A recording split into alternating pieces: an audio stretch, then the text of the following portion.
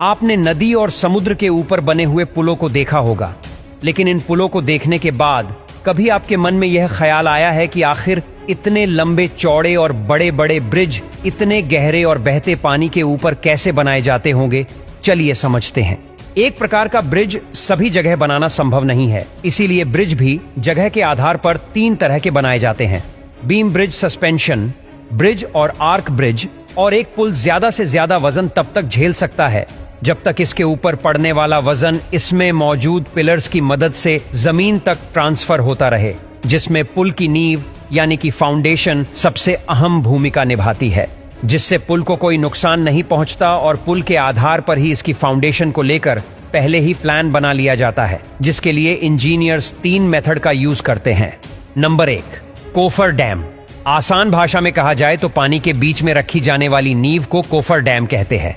पुल जिस नदी या समुद्र पर बनाया जा रहा है उसके हिसाब से इन्हें गोल या फिर स्क्वायर शेप में बनाया जाता है, जो काफी मजबूत और स्टील से बनाया जाता है। इसे क्रेन की मदद से पानी के एकदम बीच में टकाया जाता है।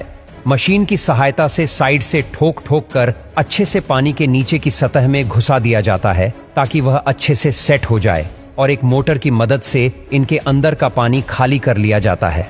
और जब इसमें नीचे की सतह की मिट्टी दिखाई देने लगती है तब इसके अंदर जाकर इंजीनियर्स कोंक्रीट, सरिये और स्टील जैसी चीजों की मदद से मजबूत फाउंडेशन और पिल्लर बनाने का काम शुरू करते हैं। जब पिल्लर और फाउंडेशन सूख जाता है तो कोफर डैम को वहां से हटा देते हैं। लेकिन हर बार पोल बनाने में इस तरीके का इस्तेमाल नहीं किया जा सकता, क्योंकि जब पानी ज्यादा गहरा हो तो प्लान पूरे तरीके से फ्लॉप हो जाता है।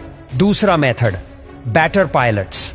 कभी कभी इंजीनियर्स को नदियों और समुद्र की गहराई भी पता नहीं होती और पानी का बहाव भी काफी तेज होता है। वहां मशीनों से ऐसी जगह ढूंढी जाती है जहां की मिट्टी और जमीन पिलर बनाने के लायक हो। फिर वहां सबसे पहले बड़ी बड़ी एडवांस मशीनों की मदद से बड़े बड़े गड्ढे करके स्टील या लोहे के पाइपों को मशीन की सहायता से सीधा करके धीरे धीरे पानी में डालते हैं।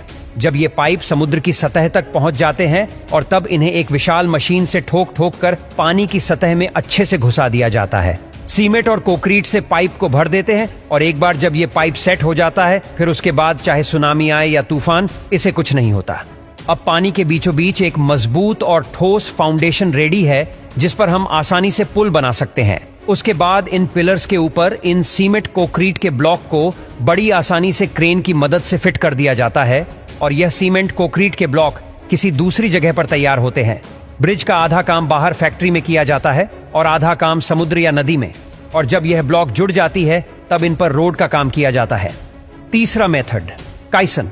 इसमें फाउंडेशन की पहले जमीन पर बनाकर फिर उसे शिप की मदद से कंस्ट्रक्शन साइट पर भेजा जाता है।